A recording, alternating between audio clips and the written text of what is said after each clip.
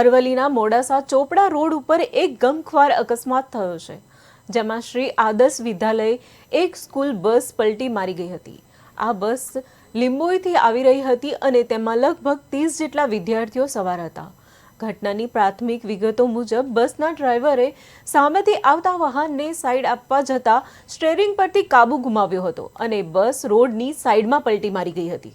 અકસ્માતના પગલે વિદ્યાર્થીઓ વચ્ચે ખળભળાટનો માહોલ ફેલાયો હતો અને ચીસાચીસ સાંભળીને આસપાસના લોકો ઘટના સ્થળે દોડી આવ્યા હતા।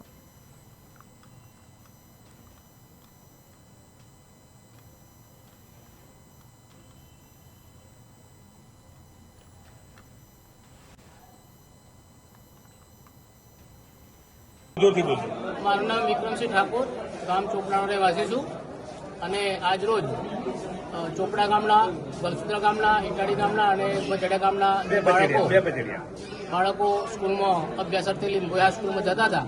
જ્યારે 5 વાગે છૂટી અને પરત લીંબોઈ સ્કૂલની પ્રાઇવેટ બસ છે એમાંથી પરત આવી રહ્યા હતા ત્યારે ચોપડા ગામના રોડ જોડે સામેથી ઇકો આવવાથી અને સાઈડ આપવાથી આ બસ પલટી ખાઈ ગઈ છે, જેથી લગભગ બચડિયા ચોપડા ગામના બાળકોને નાની મોટી ઈજાઓ થઈ છે।